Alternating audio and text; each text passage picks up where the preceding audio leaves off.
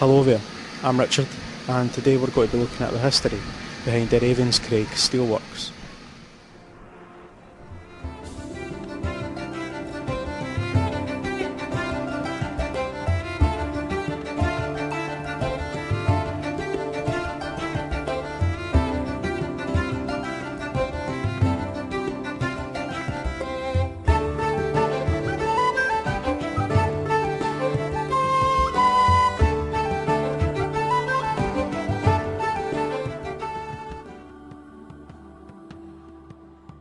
The county of Lanarkshire played a colossal part of Scotland's industrial revolution. Following on from the earliest part of the 20th century, Lanarkshire would play host to a plethora of steel and ironworks. From Blantyre to Coatbridge, the county worked like a blast furnace in full flame. In the early 1950s, a plan was approved allowing Colville's, Britain's top steel producer of the time, to expand its works in Scotland. It was from this plan that Ravenscraig was born. The Craig would grow to host 3 facilities, an ironworks, a steelworks and a steel mill. Over the course of the next 38 years, Ravenscraig would become the steel production capital of Scotland, gaining Motherwell the nickname of the Steelopolis. Following the introduction of the Iron and Steel Act of 1967, the British steel trade was nationalised and ownership of Ravenscraig was passed on to the hands of government. Plant after plant was closed due to an ailing steel industry and an economy in recession, but Ravenscraig battled on, proving that it was both economical and efficient.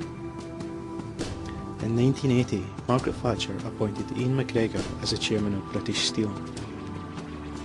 Almost immediately, he recommended that all operations at Ravenscraig should be terminated, suggesting that it could save over £100 million a year for the economy. A gloomy cloud was thrown over the Craig's future, but the workforce responded through the unions by going on the campaign trail. Local man Tommy Brennan was a shop convener at Ravenscraig for 31 years and an active campaigner in the unions during this time. The history of Ravenscraig, as I said earlier on, was sort of turbulent after the McGregor years, when Mr McGregor came on the scene. Then he was recommending the closure of Ravenscraig.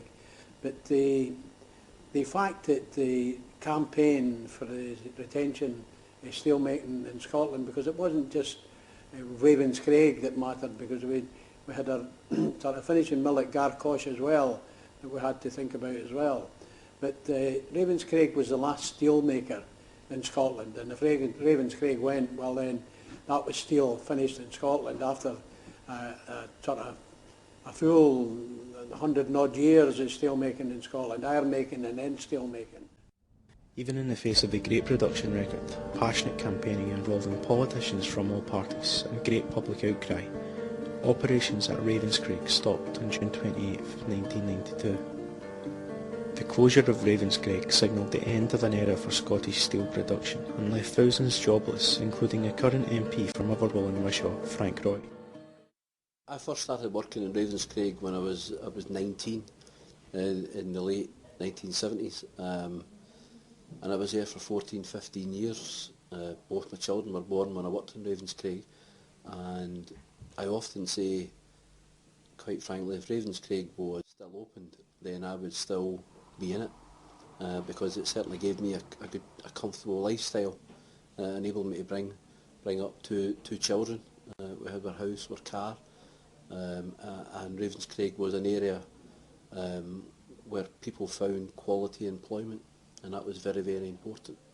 I think that, but you know, many people speak to me about Ravenscraig every single week, and you know the discussions are ongoing, whether it be with property developers, investors, the partners in the scheme.